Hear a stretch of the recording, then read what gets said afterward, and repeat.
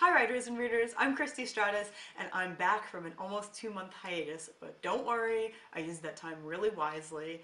I got back into working on my work in progress very steadily, which is great. I have a second work in progress going at the same time, and now I'm finally ready to start making videos for you again, and I'm coming back with something kind of cool. I hope you guys like it. It's going to be a new series that I'll do when I finish a book. So the idea behind it is going to be called Writer's Takeaways, you could tell from the title of this video.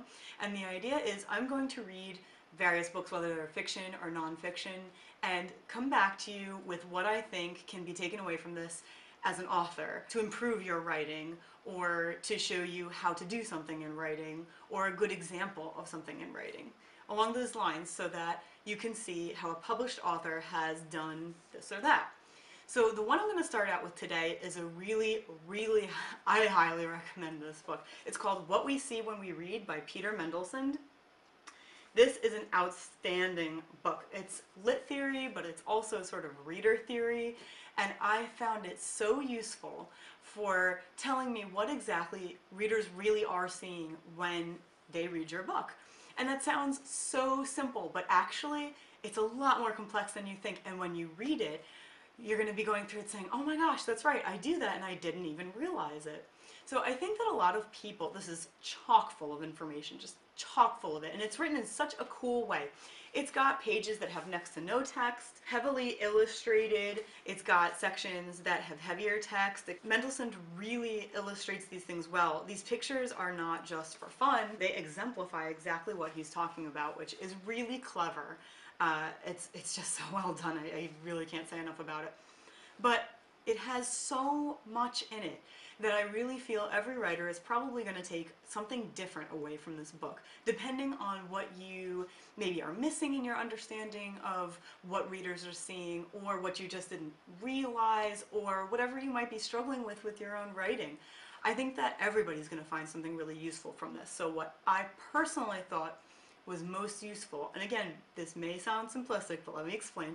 Mendelssohn talks at length and very clearly about how readers are going to picture whatever they picture on their head, always based on experience, on what they have seen before, visually in real life, illustrations, whatever, but things that they have seen. So if you describe somebody with red hair, even just they have red hair, every single person who reads that is going to picture something completely different. If, you know, it's that important to you to have the exact color. Sometimes you would see somebody say like a carroty type of red or something like that, so that if it's important to them, or maybe it's symbolic, you can get a better picture of what they're talking about. But Mendelssohn makes a great point that a lot of the time it doesn't really matter that the reader pictures exactly what you're saying to a T.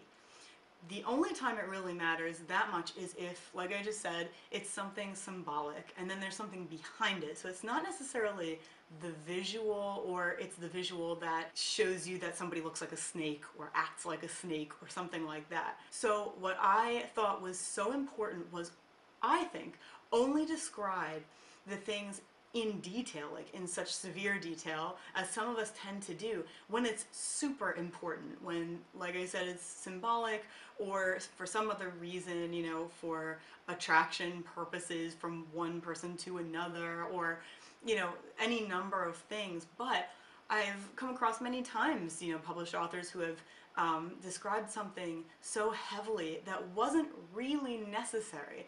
I find this mostly when people are talking about rooms. They want you to be able to picture the room exactly because things are going to happen in it, and they want you to have just the clearest picture so they don't have to re-explain. But a lot of times in doing that, it can be confusing to the reader, even if you get it really clear, or it can take too long. And it ends up really not serving that much of a purpose when, as you go along, you could say he sat on the chair that was to the right of someone else's chair, or something along those lines. A lot of times you can probably fit that into the text during a passage better than just in a heavy descriptive paragraph. And if there's really no reason to be going out of your way with that much heavy description at one time, reconsider. That's the biggest thing I took away from this book, and it has already had an impact on my writing. I was describing one of the male characters in my upcoming book Anatomy of a Darkened Heart, and all of a sudden I was thinking of it so differently. I was thinking, well, you know what? It's not that important that he has this feature or that feature. Like, his nose isn't that important, but it is important the pallor of his skin and the way he smiles. Things like that are important to another character in the book, and to make him come across a certain way. So I really hope that this helps you out also. If you've read this book, tell me what you took away from it. Tell me if that makes sense to you, if it's helpful to you at all. And like I said, I really highly recommend this book. I think it's useful to every single author out there and fascinating in general. Last thing, just to update you, I will be doing an update of my Kindle video where I will show the original, very first Kindle ever to come out that I have versus the new Kindle Paperwhite, side by side now that I have them working, and I will be putting them up. I know a lot of people have been asking me about that. So if you enjoyed this video, if you took anything away from it, like it down below, subscribe to my channel if you're interested in seeing more of my videos, more like this, reviews, funny videos, all kinds of stuff, all revolving around writing. I would love to have you here, and I'll see you soon.